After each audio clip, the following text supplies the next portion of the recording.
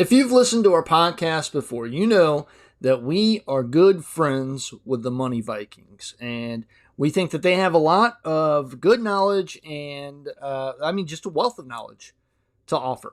About 60 years worth of knowledge and trading experience between the three, between Greg, Bob, and Jerry. Now, I have some good news for you because they have announced a premium program. It's the Money Vikings MVP premium content, okay? And I have to tell you this right now. If you are new to the market, you have got to have somebody to mentor you through it, because 75% of all new market entrants will lose all of their money in the first year, and you have to have somebody that will guide you through it to prevent you from making these mistakes that most people do. And with this MVP access, this premium content, you will get direct access to Greg, Bob, and Jerry on Discord. That's the most important feature of this program, in my opinion. They do also have access, they will give you access to other things such as hot trades, weekly newsletters, technical analysis. Hey, it's ad-free. That's cool too, right? Guides and tutorials, tools and custom technical indicators, exclusive analytics and informative articles, and then, as I said, exclusive direct access to Greg, Jerry, and Bob, who have over 60 years of experience between them. Now, if you listen to this podcast, you need to get a pencil, and you need to get a paper, and you need to write this down, because you get 25% off. Once you go to moneyvikings.com and you sign up, you'll get to enter in this code. It's capital TMV P1CK1NS. That is all capital TMV P1CK1NS. An easy way to remember that is TMV Pickens, but the one replaces the I.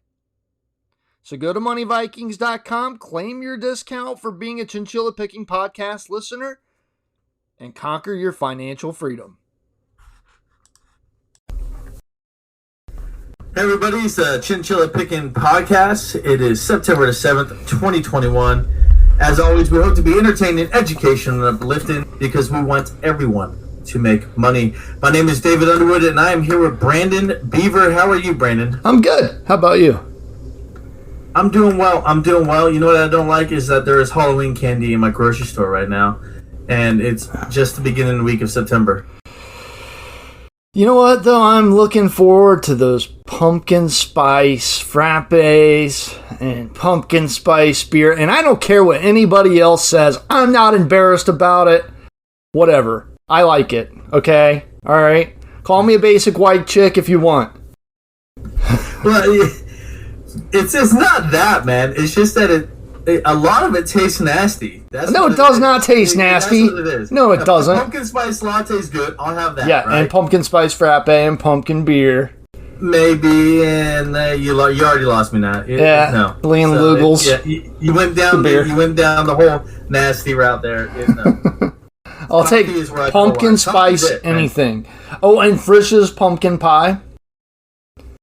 That's good stuff. Pumpkin pie is different. I can eat pumpkin pie any day of the year. Yeah. That's fantastic. And I look like I eat pumpkin pie any day of the year. Yeah, me too. There you go. All right. I'm into the seasonal stuff. I like the lemonade beer, the summer shandies. Really? Yeah, really? And then I switch into the pumpkin spice flavoring in the fall.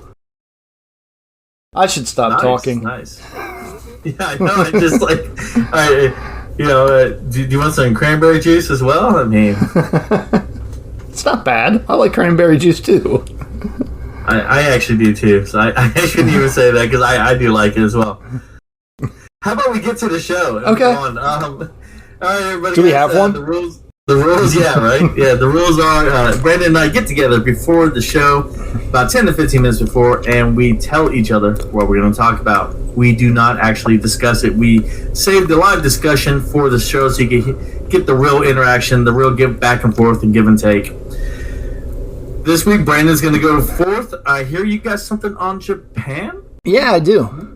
Yeah. Okay. Yeah. Go ahead. Take it away, man. The Japan actually their markets jumped recently. I think it was about 1.3% on the Nikkei 225, and they moved past the psychological barrier of 30,000. This was the first time that it's been above 30,000 since April, and it was also helped by a reshuffle in the Nikkei, similar to the way the S&P 500 reshuffles itself every once in a while. And the reason why most of the rally actually happened because Japan's Prime Minister Yoshihide Suga announced that he is stepping down. He was not very popular. The way that he was handling the coronavirus pandemic in Japan was highly criticized. And his stepping down has actually given this country more hope, and this is other people's words here, but more hope that the ruling Liberal Democratic Party in Japan will offer more economic stimulus and that they will easily win the upcoming general election in Japan. Now, if you've studied Japan, if you look at the Nikkei and the topics, which are the two major indexes in that country, they've actually had a stimulus plan in place for about 30 years, including having benchmark negative interest rates. And it hasn't really done much for their stock market. There's not been much to love here. The Nikkei 225, it's only risen 24.29% since 1991, and the topics has only been up 29% since the year 2000. In contrast, the S&P 500 is up 112% in just the past 5 years. So, if you take into account their indexes and their bonds yielding below, the treasuries for Japan yielding below 0%, there hasn't been much safety for Japanese investors. So, the result of that is that they piled into American treasuries, U.S. treasuries to be exact. And you and I, we've talked about like the crazy volatility that the 10-year yield in particular has had in the past year, and we've scratched our heads and tried to figure out why. We understood that the Federal Reserve was raising their balance sheet and buying a ton of them, but the ups and downs, they weren't quite explained. They still are, by the way. And they still are. Yes, they still are.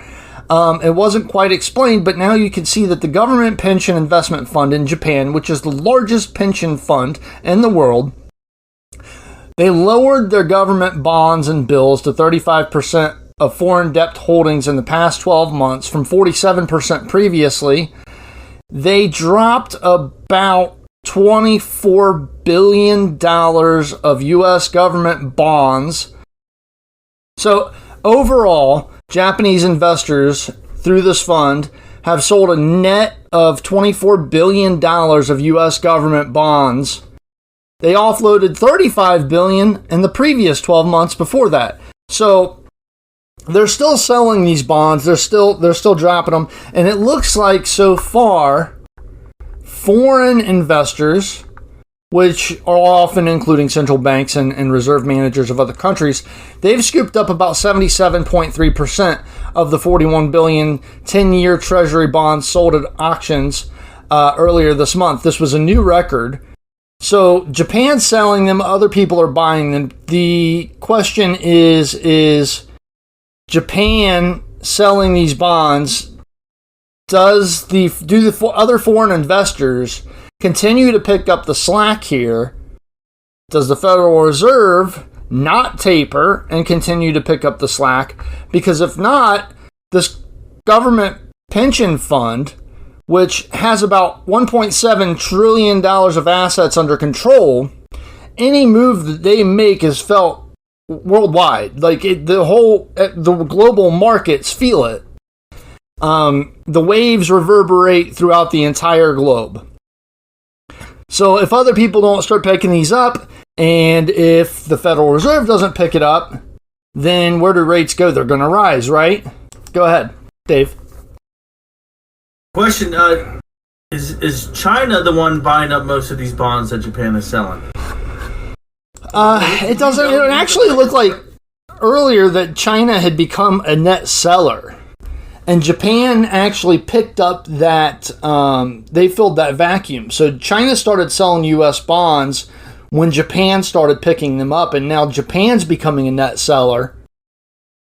So is somebody else going to pick up and fill in that gap? Current yield levels don't compensate investors enough to take foreign exchange risks.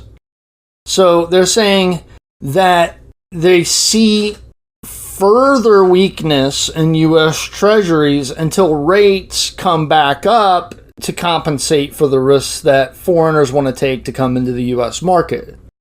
That's a lot to unpack right now. Well, and then I'm trying to unpack it here. In my head, I'm trying to. So let me help. Unpack this and see where we're going with it. Let me help, because bond prices hit highs earlier this year, right? When the rates were lower, when the interest rates were lower, the bond prices themselves were actually really high, and it looks like Japan, in this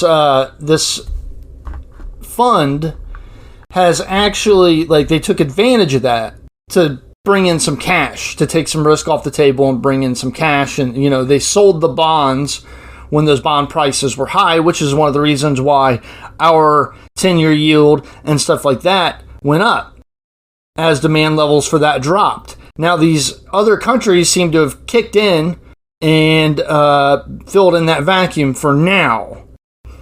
But right now, you see Korea, South Korea, and Norway. They've both talked about raising interest rates. The European Central Bank has its talks. I think they have a meeting next week. They may start raising interest rates. And if they start doing these things, and if they start tapering before the United States, their yields may actually come back up to an attractive level. And then we're going to start tapering, and yields are going to come back up to an attractive level. So I think this government pension investment fund has actually taken some cash off the table, and what they've said is they've said we're going to wait for yields to go back up to a more attractive level, and then I think they're going to buy back in. Gotcha. Now, so they're actually playing the game. Yeah, but they're doing it over a longer time. Right. And now we have about every year we have at least 2, sometimes even 3 market episodes where we drop 10%, right? These corrections happen 2 or 3 times a year. And, you know, what happens is that these the S&P 500 and the QQQ and all that, they reach record highs. Stocks make new all-time highs on a constant basis. I think last week we had 200 S&P 500 stocks hit new all-time highs. When that happens, people are going to start looking for reasons to take profits. And this could be one of them. This is the reason why I'm picking on the story right now, because what it's going to do is going to lead to volatility again in the 10-year treasury, which is what a lot of investors look at. And if that starts to rise quickly, then they're going to use that as an excuse to start taking money off the table again. And we're going to maybe have a 10% correction. This could be a cause of it. So what do we do? How do you know which way they're going to go? You really don't. Saudi Aramco, is that one of the buyers? The Saudi fund. All that I don't know. I'm looking at GPIF is the abbreviation for this fund, the Government Pension Investment Fund. And they don't give much commentary on their moves that they make. They just put out a 12-year report. Or a 12-month report. So they give a report once a year for people to look at their holdings and see what they've done, and that's just about what they do. And this is how I stumbled upon this, because, if you go back episodes ago, like months ago, when that whole 10-year treasury rate thing was happening, jumping from below 1% to 1.7%, we were all scratching our heads trying to think as to why this is happening. And then on top of that, you start thinking, okay, well, inflation could be the cause of this, but then it comes back down from 1.7 to 1.25%. That move really didn't make any sense at all. But then you see that there were a ton of foreign central banks other than Japan jumping in and buying these things. Okay, now it makes sense. Now there's just a lot of money that's moving around. And you know what the worst part about it is, Brandon, is that you get all these analysts and talking heads on CNBC or Fox Business or Bloomberg, and they're like, well, the yield is moving this way today, so that must mean you sell stocks. Yeah. You sell, and it has nothing to do with that. It doesn't. Japanese pension fund, national pension fund, that's actually, moving loads and loads of. Yeah. So I mean, if you in our 10-year yield, it's been not much to like about that either. It's at 1.36% right now. But to foreign buyers who are looking at the Eurozone and to much of the markets in Asia, and they're seeing negative interest rates over there, there's no risk-free rate for them to go to at that point. And so still a 1.3% or 1.36% yield is still attractive to a foreign buyer who wants to have some safety somewhere, and they don't have it in their own country. Now, do they have inflation? Is inflation affect these from an international perspective?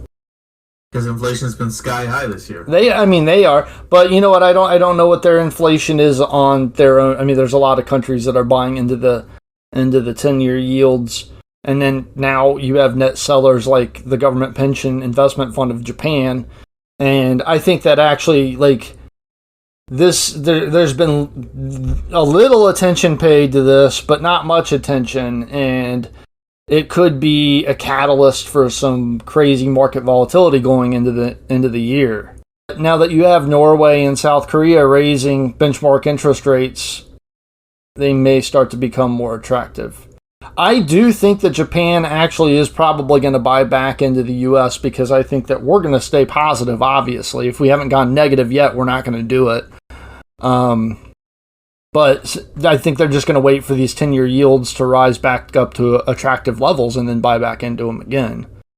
So, if it's going to go back up to the levels they're thinking, our Fed's looking at tapering. Yeah. They've been talking about tapering. They've announced they're tapering, and, JP Morgan Chase has announced that they're no longer doing personal equity loans anymore. Really? They put a pause on it for right now. Did they give a reason? No. To me, here's the thing. I'm guessing is the Fed announced they're going to start tapering, so they're going to stop buying all these mortgages all the time. So now they don't have the federal government backing them buying these mortgages. Instead, it's the companies are going to have to hold them. Yeah, and I think more, JP Morgan wants to control their risk. Yeah, I think so too. And look, put yourself, let's get out of our mindset for a second and try to think the way that these monetarists and the Fed think. So if you're thinking about tapering, and then you see the data from Friday that showed that the U.S. economy only created 235,000 jobs in August, which was the fewest in 7 months. So then I would say no taper. Just off that. And then I think they were expecting 700,000 jobs created. Clearly a huge miss there. So maybe they don't taper. And and then now you've got the news that the largest pension fund in the world is selling your treasuries. And if you start selling your treasury, or if you start unloading your balance sheet, then it's really going to put upwards pressure on yields. Well, yeah, true. And then what I've said for the past couple of months is that the September jobs report is going to be key. And it's because in September they cut the Fed funding for the extra unemployment. Will that see a jump in people going back to work? And if it sees a jump going back to work, we'll see more productivity in the economy, and thus we're going to see the economy stay afloat and positive. They cut the extra unemployment here in Ohio back in July, and it's still hard to find people. But that's ended here. That's all. We could spend 20 minutes on that conversation alone. Yeah. I don't get it. I have my theory. I think that everybody wants a work from home job. I think that's kind of the new future in the digitization. Get it 6 months ago? You waited too long. Right. You waited too long because the highly skilled people with the better resumes saw the opportunity and they took them 6 months ago when everybody was still enjoying not working, and so you lost out. They took the opportunities and they got in, and then now you have to wait your turn like a normal economy. Yeah. And try to get in when there's an opportunity for that. Yeah. Which there will be. There will be. Don't get me wrong.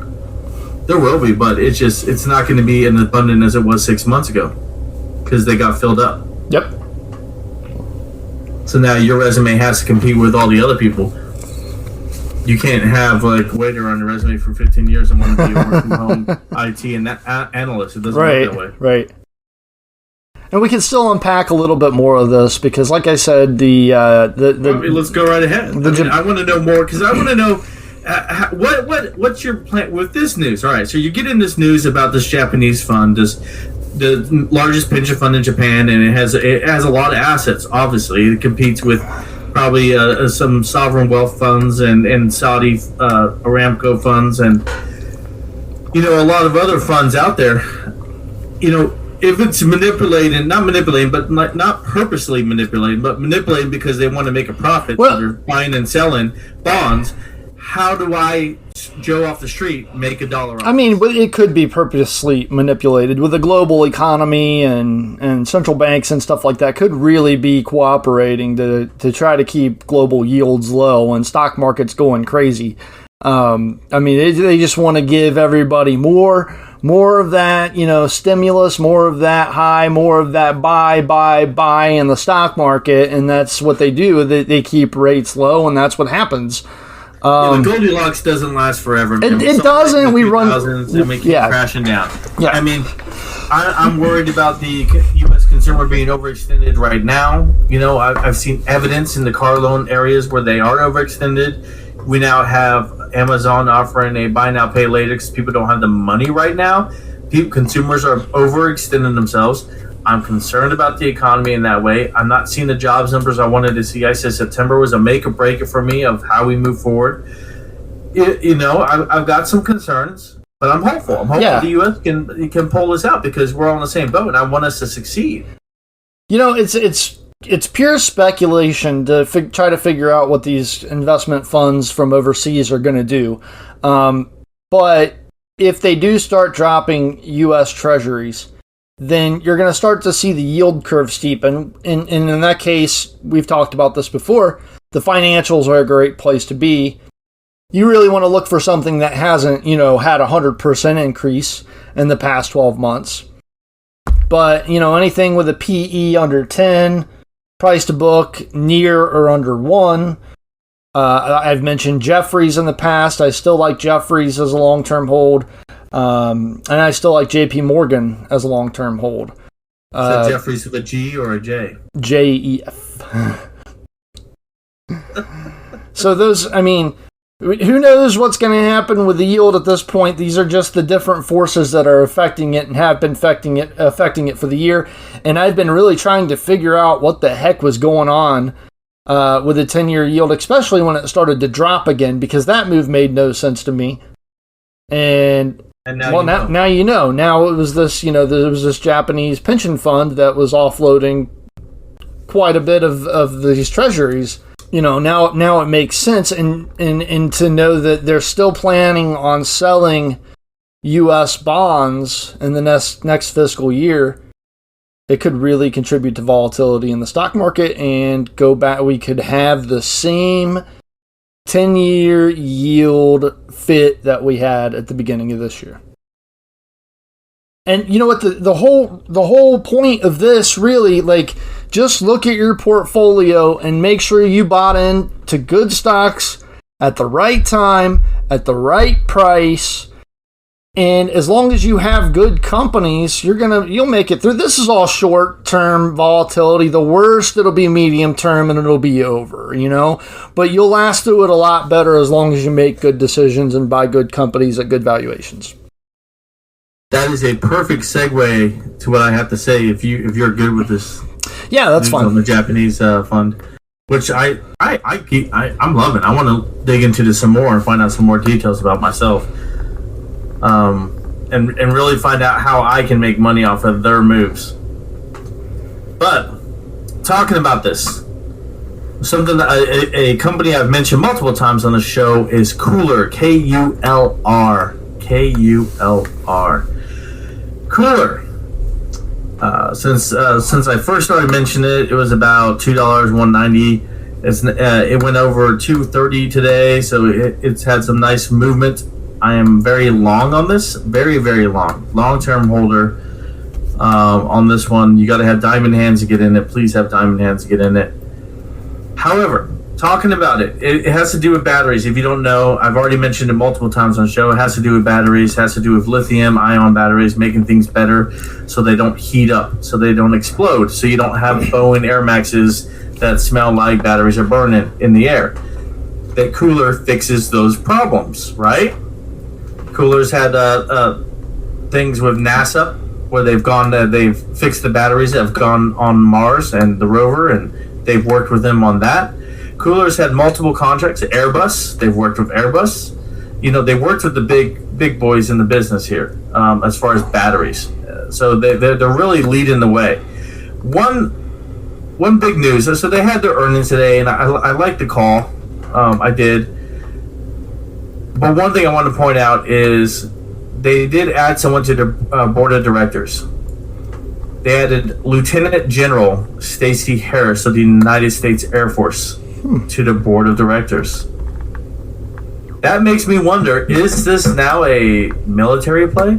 Are we going to see military government contracts of Kulr? Did NASA like what they saw and they said, hey, you boys over in the military need to get with this company here? You know, is it really showing that high effect? They have a big, huge conference coming up in 2 weeks. I recommend you guys sign up for that. Go to listen to some of the things. Check out this company. Look at it more. I am very bullish on it long term. I keep wanting to say long term. What was the name of the general again? Stacey Abrams? Hold on. Let me pull it back up again. Stacey D. Harris. Stacey Harris. Okay, he sounds kind of familiar. Do you know what his previous post was, or was it? I believe her pronouns are her, she. Oh, pronouns. I'm sorry. Was she in like Stacey Harris? Okay, was she like big, like near like the Obama administration or Biden administration or Trump administration?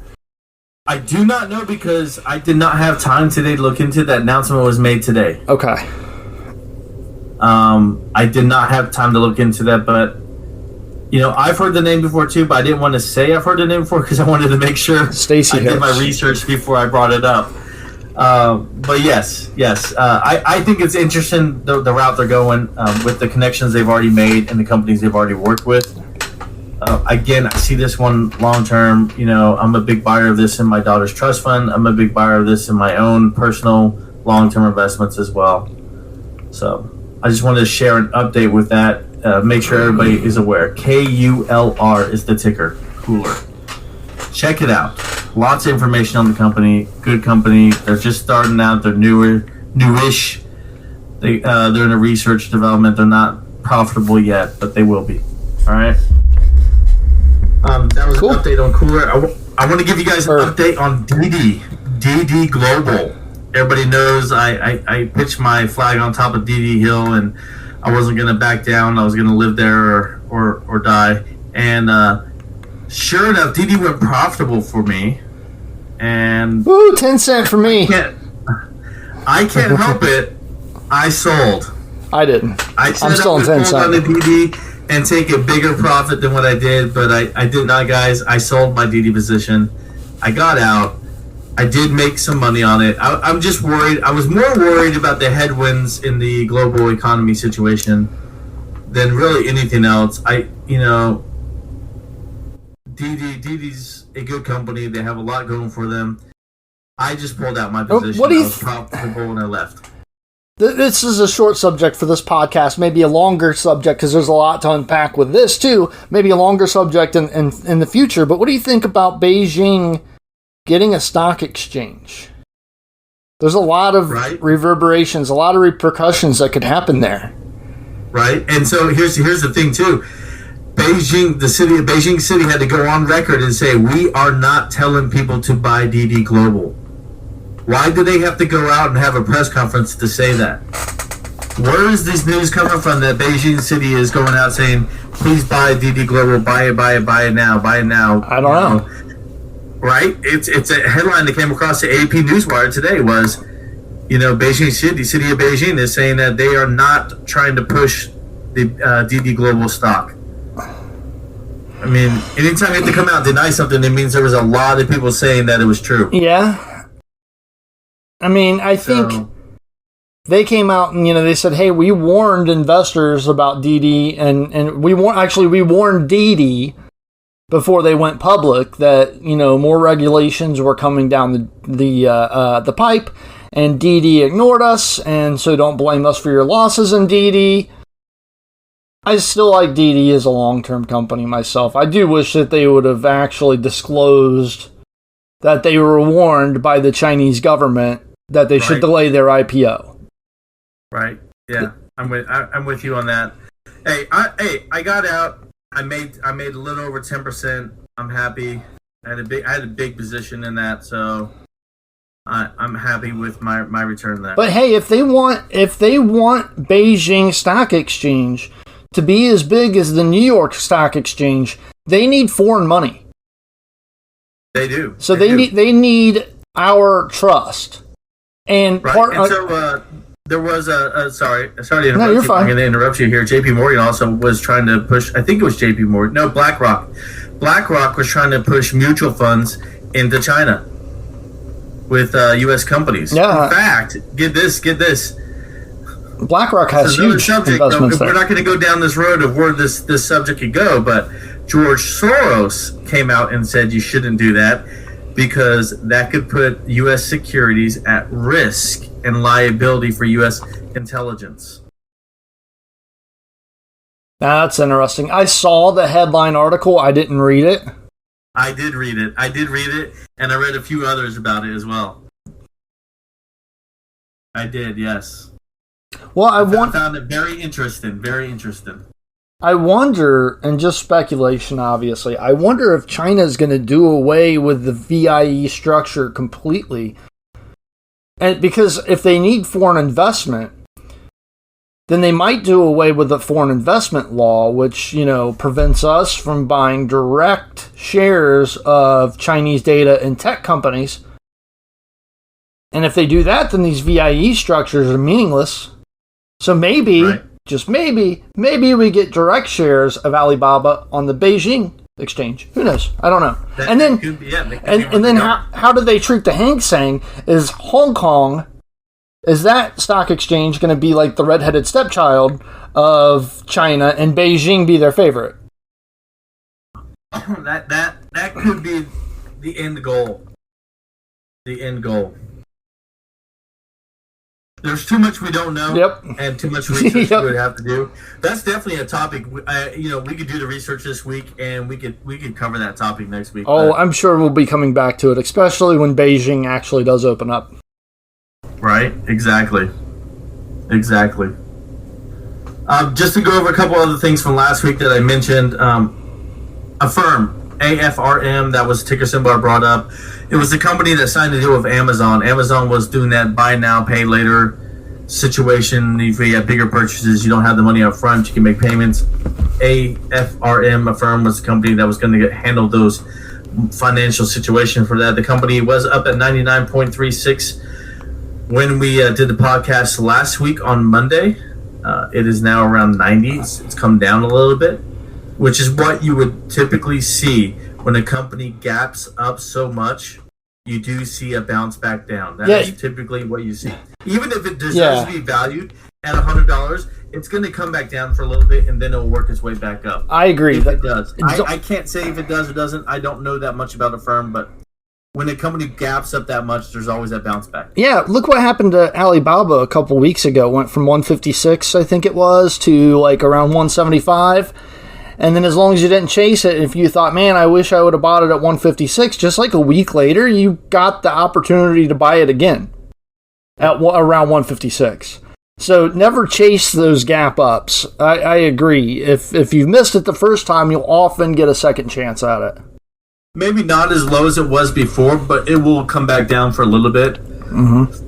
And so buy in at those opportunities. I mean, why not? That's perfect day trading right there. That's my bread and butter. That's how I've made my money in the markets, and that's what I'm best at, is looking for opportunities like that. So yeah, that's what happened to a firm, and then that's all I want to cover for that, guys. I really want to recommend Kulr. Check it out, please.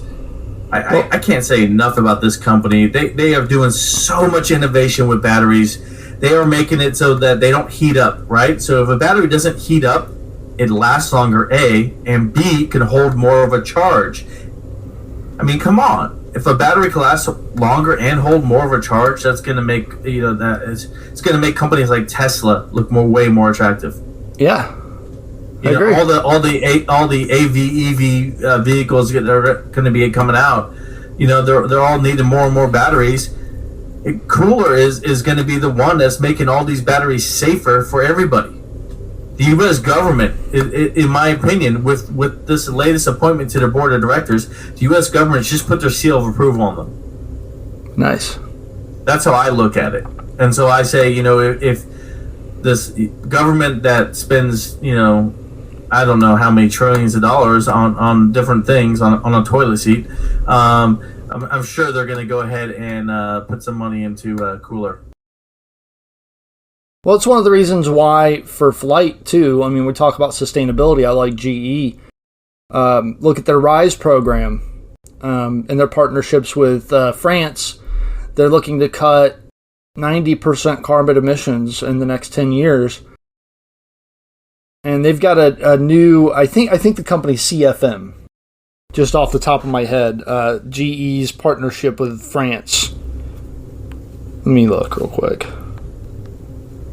I mean, GE's got a lot of partnerships. They have the name recognition. Like you've mentioned before in the show, you have a new CEO taking over, changing the company.